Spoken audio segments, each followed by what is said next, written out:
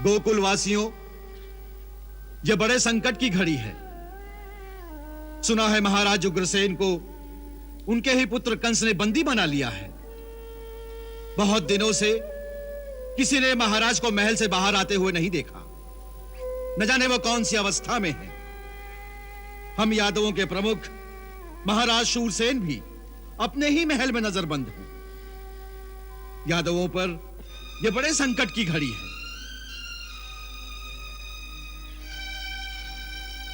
अक्रूर आदि सरदारों का कहना है कि इस समय चुपचाप हम सबको कंस की अधीनता स्वीकार कर लेनी चाहिए। यह नीति अपनाने से प्रजा पर कंस के अत्याचार कम हो जाएंगे। अक्रूर जी का परामर्श उचित है, परंतु मेरे लिए यह नीति अपनाना कठिन है। महाराज उग्रसेन जैसे महात्मा राजा से मुख मोड़कर कंस जैसे आताताई के चरणों में अपनी राजभक्ति अर्पण करने का नाटक इस आयु में अब मुझसे नहीं होगा। वैसे भी कंस मुझसे चिढ़ा रहता है। वो तो कुमार वसुदेव के कारण मुझे राज दरबार में बैठने देता था। अब तो वातावरण ही बदल गया है। इस परिस्थिति में राजनीति के इस दांव पेच में युवा पीढ़ी ही कंस की कूटनीति का उचित उत्तर दे सके। इसलिए मैं अपने स्थान पर अपने छोटे भाई नंद को आज से गोकुल का मुखिया बनाता हूं। वैसे भी मेरी अवस्था अब वन में जाकर भगवत भजन करने की है। हमारे पिता ने पहले से ही मेरा नाम उपनंद रखा था, अर्थात नंद से छोटा। परंतु आप लोग प्रेम से मुझे नंद राय कहकर बुलाते रहे। अब मैं आपको सचमुच नंद राय नाम वाला मुखिया दे रहा, क्योंकि वो गुणों में सचमुच हम सब में श्रेष्ठ है। आप सबको स्वीकार है ना? स्वीकार है, स्वीकार है, स्वीकार है। तो आज से यही गोकुल का राजा है।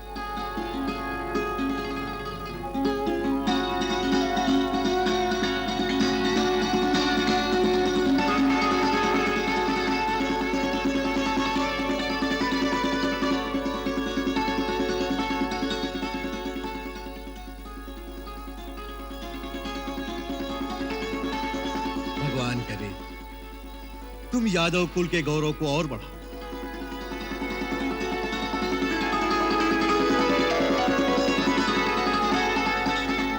बधाई हो यशोदा बिटिया, बधाई हो। अब तू हम ग्वालिन की रानी बन गई है। बधाई हो।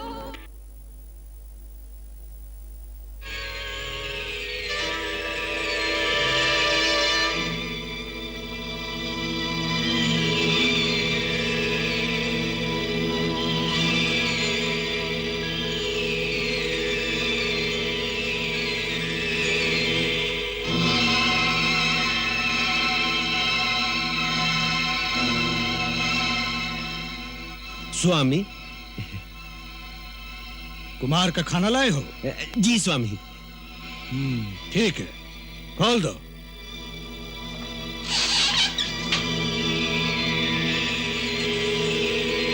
ठहरो, इधर आओ। जी स्वामी। प्रतिदिन जो भोजन लेकर आता था वो तो कोई और था। जी वो सुखुआ। सुखुआ? वो कहाँ है? वो कहा है कि वो भांग पीकर मदहोश पड़ गया है बाहर। तुम कौन हो? हम बंदी रहकर रसोईया बाटी। यदि उचित समय पर भोजन लाई के ना आई तो महाराज कंस हमू का प्राण दंड दे दे हैं। इसीलिए हम स्वयं भोजन लाई के आए गवा बाटी।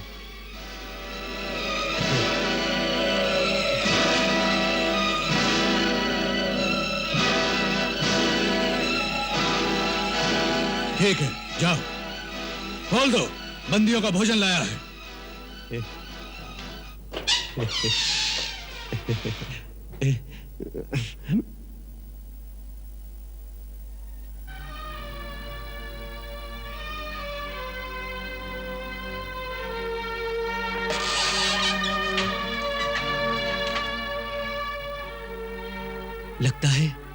भोजन आ गया।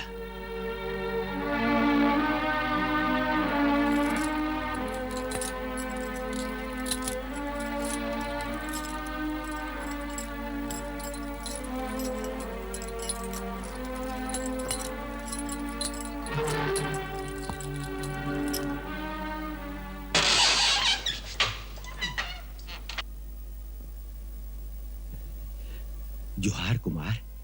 भोजन भोजन माँ, माँ भोजन। हाथ धो ले, आइए।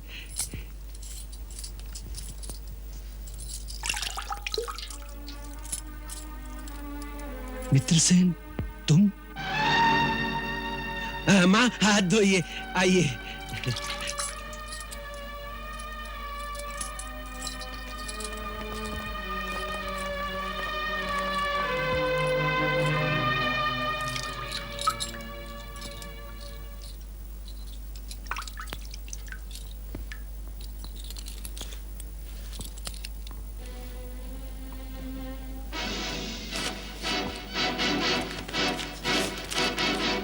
कुमार, अक्रूर जी ने भेजा है।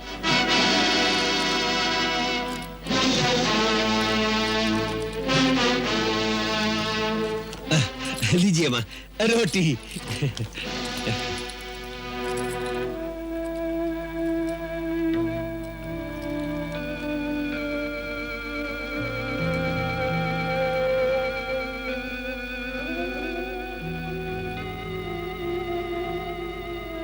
क्या लिखा है? महाराज उग्रसेन को बंदी बनाकर कंस स्वयं राजा बन गया है। सारे यादव वंशियों पर मगध के सैनिक बहुत अत्याचार कर रहे हैं। सब लोग मथुरा से भाग भाग कर दूसरे राज्यों में शरण ले रहे हैं।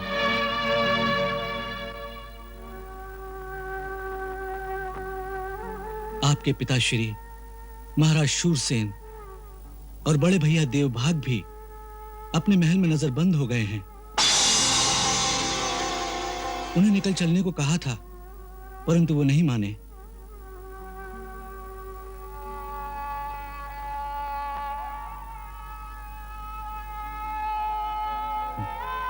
जो यादव मथुरा में हैं, उनके स्त्री बच्चों को हमने रातों रात नदी के रास्ते निकालकर सुरक्षित स्थान पर पहुंचा दिया है।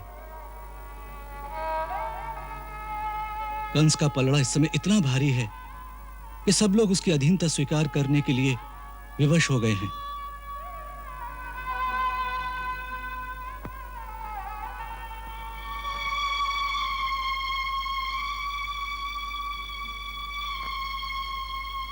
और अक्रूर जी ने यह भी लिखा है कि उन्होंने देवी रोहिणी को रातों रात मथुरा से निकालकर गोकुल में बड़े भैया नंदराय के घर पहुंचा दिया है। ये तो बहुत ही अच्छा हुआ। दीदी वहां सुरक्षा से तो रह सकेगी। यदि हमारे भाग्य में हुआ तो उनके दर्शन फिर कर लेंगे। भाग्य में अवश्य होगा देवी। अपने मन में आशा के इस दीपक को कभी बुझने मत देना। देवी, आज मानव समाज एक अंधेरी गुफा में है। इस अंधेरी गुफा के उस पार तुम्हारे मन का यह दीपक ही उन्हें प्रकाश की किरण दिखा सकता है। जैसे इस बंदी गृह के अंधकार में उस झरोखे के द्वारा भगवान सूर्य नित्य प्रति हमें आशा का प्रकाश भेजते रहते हैं।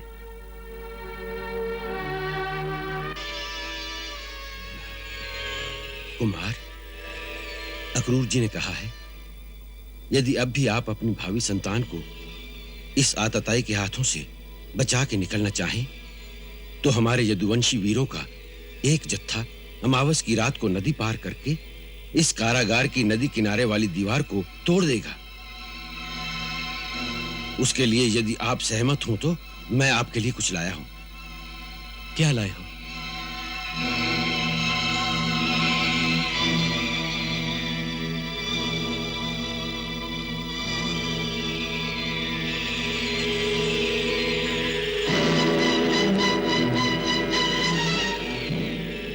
ये आपके लिए लाया हूं।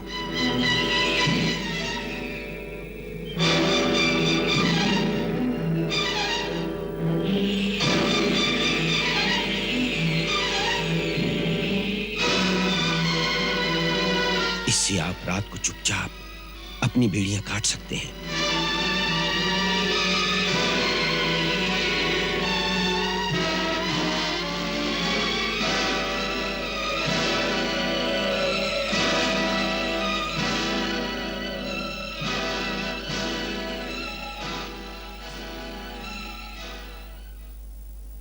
मित्रसेन, अक्रूर जी को मेरा धन्यवाद कहना और कहना कि जब तक देवकी की 8वीं संतान नहीं हो जाती, मैं वचनबद्ध हूं। परंतु परंतु यहाँ रहने से वो हमारे सब बालकों को मार डालेगा। मैं जानता हूं, परंतु यही ठीक भी है, क्योंकि यदि उद्धारक को बुलाना है तो कंस के पाप की अति करनी ही होगी और तुम्हें यह बलिदान देना ही होगा ताकि पृथ्वी का बोझ शीघ्र हल्का हो सके। देवकी, इसे तब समझो जो मानव कल्याण के लिए तुम्हें करना ही होगा। देवकी, दुख का अंधकार एक दिन अवश्य दूर होगा। रात के बाद दिन, यही प्रकृति का अटल नियम है। इसलिए सुख का प्रकाश तो अवश्य आएगा, परंतु उस प्रकाश तक पहुंचने के लिए मनुष्य के पास 2 गुण होना अति आवश्यक है, विश्वास और धैर्य। पक्का विश्वास बल देता है और दुख सहने की शक्ति, और धैर्य सब्र देता है, क्योंकि प्रकाश तो अपने समय पर ही आएगा, परंतु आएगा अवश्य। धन्य है आपके भक्त, कितना अटल विश्वास है। विश्वास ही भक्ति का आधार है राधे। जिसका विश्वास अटल ना हो वो मुझे कैसे पा सकता है? परंतु माता बहुत विवल है। नारी स्वभाव की कोमलता उसका कारण है। फिर भी वो स्वयं अपने दुख से विचलित नहीं है। उन्हें केवल अपनी भावी संतान पर किए जाने वाले अत्याचार की चिंता है। ये तो उनकी ममता है जिसने उनके हृदय को इतना कोमल बना दिया है। और आर्द्रचित होना तो आदि शक्ति के समस्त देवी अवतारों का प्रमुख गुण है। शास्त्रों ने शक्ति, शिवानी, सरस्वती, लक्ष्मी, दुर्गा आदि आपके समस्त रूपों की व्याख्या यही की है। सर्वोपकार करुणाए सदा आर्द्रचित्ता। इस समय आपका वही ममतामय गुण माता देवकी के हृदय को आर्द्रचित्त कर रहा है।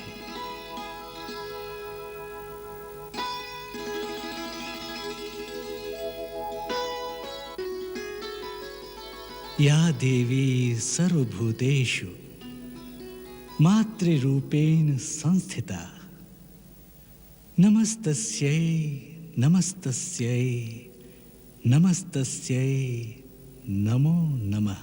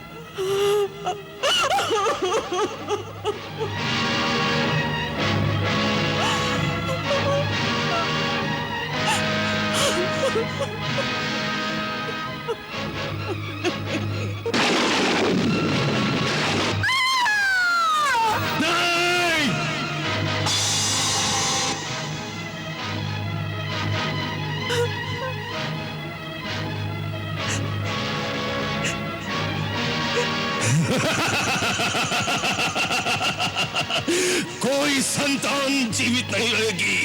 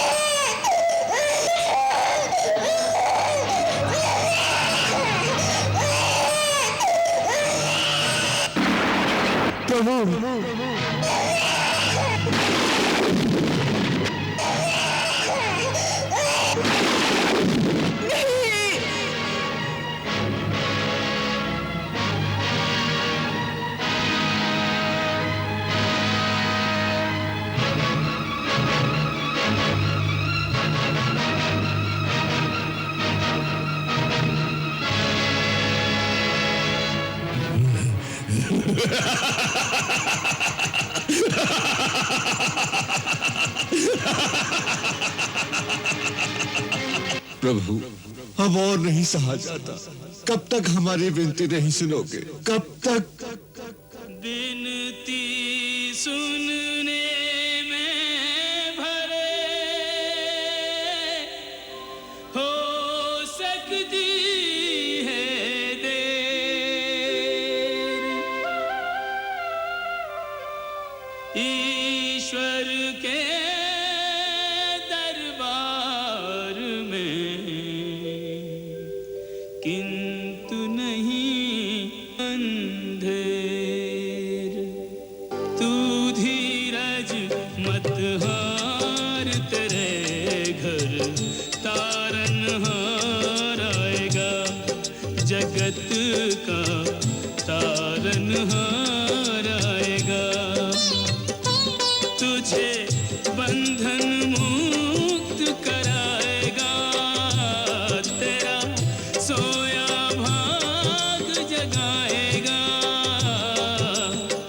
तू धीरज मत हार, तेरे घर तारनहार आएगा, जगत का तारनहार आएगा।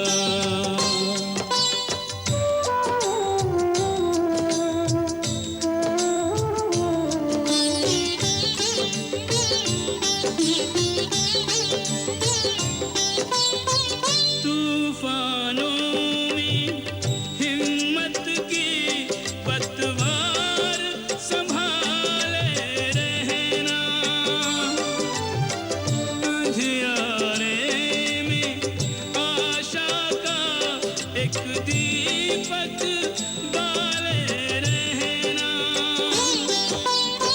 दुख की सीमा तक दुख सहले, कुंदन हो जा तब कर पहले, तब करुणा अवतार सकल दुख तारनहार आएगा, तेरे घर तारनहार आएगा।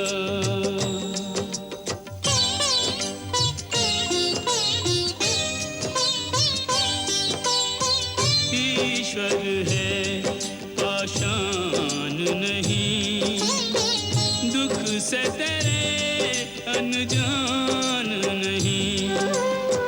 कोई नहीं जग में ऐसा, प्रभु को जिसका ध्यान नहीं। चींटी की भी टेर सुने वो, सबकी देर सवेर सुने वो। त्रिभुवन का हितकार मनुज तन धारनहार आएगा, जगत का तारनहार आएगा।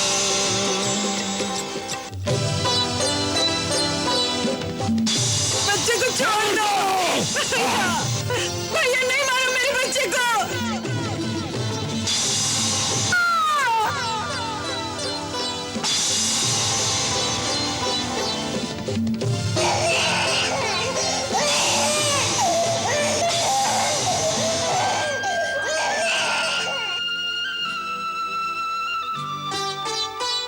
लांघ चुका अत्याचारों की सीमा अत्याचारी, उस प्रभु के अवतार ग्रहण की स्थितियां बन गई सारी। सुर नर मुनि सब राह निहारे, व्याकुल होकर उसे पुकारे। अत्याचारी क्रूर असुर का मारनहार आएगा, जगत का तारनहार आएगा। तुझे बंधन मुक्त कराएगा, तेरा सोया भाग जगाएगा। तू धीरज मत हार, तेरे घर तारनहार आएगा।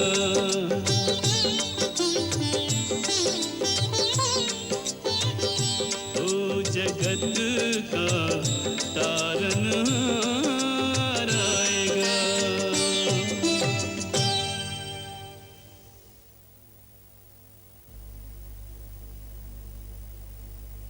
मानव के जीवन में कभी कभी ऐसे क्षण भी आते हैं जब वो पूर्णतया हताश हो जाता है।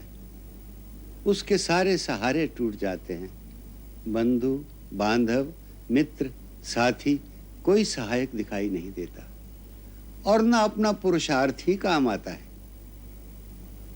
केवल एक गूढ़ अंधकार जीवन को चारों ओर से घेर लेता है, जिसके उस पार कुछ दिखाई नहीं देता।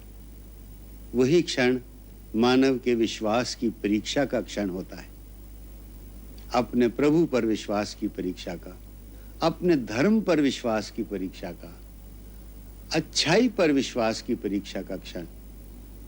उस परीक्षा में वही सफल होता है जो उस क्षण में बाकी सब सहारों को छोड़कर स्वयं प्रभु का आश्रय लेता है। जब मानव चारों ओर से निस्सहाय होकर केवल उसी से सहायता मांगता है, तो प्रभु करुणावश द्रवित होकर उसी क्षण उसके हृदय में अपनी भक्ति का दीपक प्रज्वलित कर देते हैं। भक्ति का दीपक जलते ही सब अंधकार दूर हो जाते हैं और सारा जीवन दिव्य प्रकाश से आलोकित हो जाता है। फिर मानव को अपनी चिंता नहीं करनी पड़ती। स्वयं दीनदयाल को ही अपने भक्त की चिंता हो जाती है। अब यह कथा उसी मोड़ पर पहुंच गई है जहां अपने भक्तों को निस्सहाय देखकर पापियों के विनाश और साधु जनों के परित्राण के लिए भगवान श्री कृष्ण के अवतार धारण करने की सारी परिस्थितियां अनुकूल हो गई हैं। भावना और भक्ति के इन सब स्रोतों के संगम से ही इस कृष्ण कथा रूपी गंगा का उद्गम हुआ है, जो रसिक जनों के हृदयों को सर्वदा अपनी पवित्र माधुरी के जल से सींचती रहेगी। यही हमारी आशा है और यही प्रभु चरणों में हमारी प्रार्थना। कई प्रश्नों पर दर्शकों की गूढ़ जिज्ञासा का आदर करते हुए हम हर 15 अध्यायों के बाद उनके प्रश्नों का समाधान करने की यथाशक्ति चेष्टा करते रहेंगे। जय श्री कृष्ण।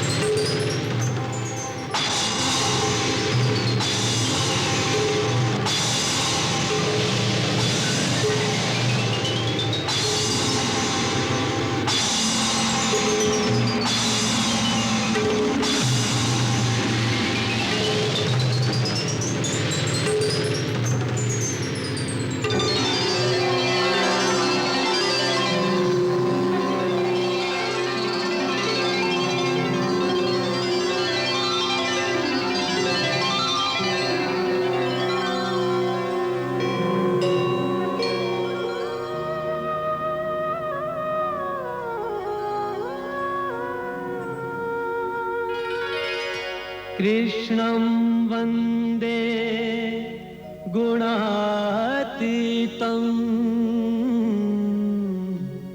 गोविन्दम् एकाक्षरम्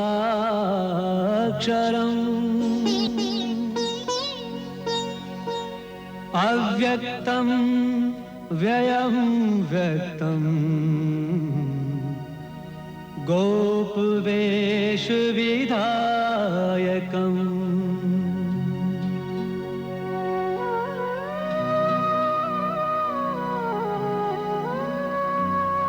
किशोरवयसं शान्तं गोपिकान्तं मनोहरम् नवीननीरदश्यामम्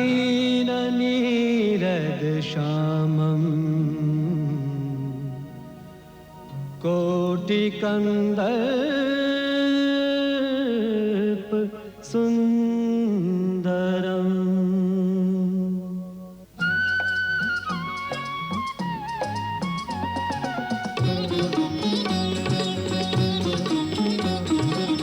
दर्शन दो प्रभु दर्शन दो, दर्शन दो प्रभु दर्शन दो, हे आनंद घन दर्शन दो, हे जीवन धन दर्शन दो, राधा मोहन दर्शन दो, राधा मोहन दर्शन दो, राधे श्याम राधे श्याम राधे श्याम राधे श्याम राधे श्याम राधे श्याम राधे श्याम राधे श्याम राधे श्याम राधे श्याम राधे श्याम कृष्णा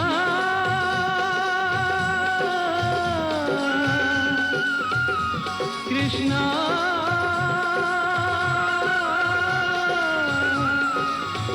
राधे कृष्णा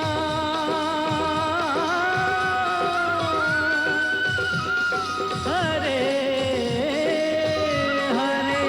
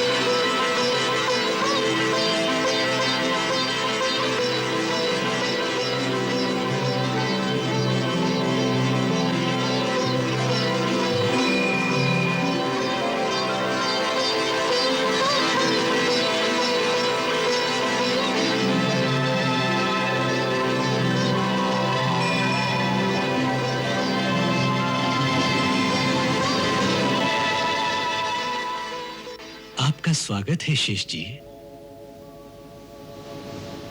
क्षीर सागर छोड़कर गोलोक में पधारने का कारण?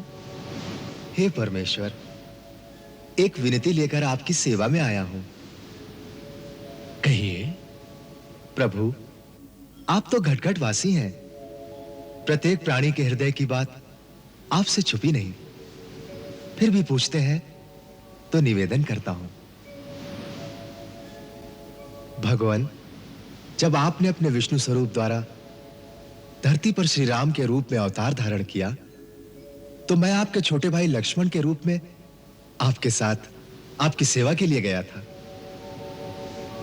परंतु उस जन्म में मुझे बहुत पीड़ा सहनी पड़ी।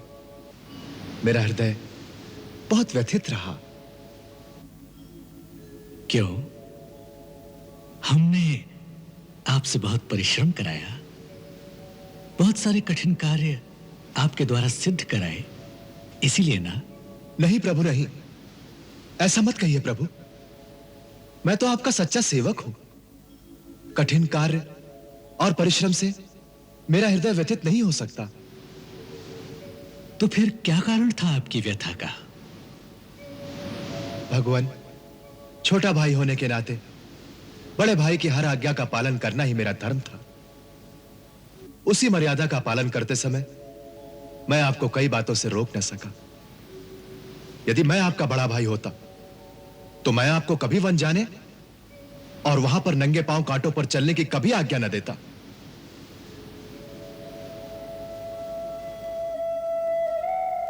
प्रभु, जब आपके चरण कमलों से रक्त की एक बूंद निकलती थी तो मेरे हृदय से वेदना की धारा बहने लगती थी। उस समय यदि मेरे पास आपके बड़े भाई होने का अधिकार होता तो इससे पहले कि मेरे स्वामी और मेरी माता मेरी आंखों के सामने 14 वर्षों तक के वनवास में दुख सहते, मैं सारी धरती को तहस नहस कर देता। इसलिए हे प्रभु, मेरी आपसे एक प्रार्थना है, इस बार जब आप अवतार धारण करने जाएं तो मुझे अपना बड़ा भाई बनाकर आपकी सेवा का अवसर प्रदान करें।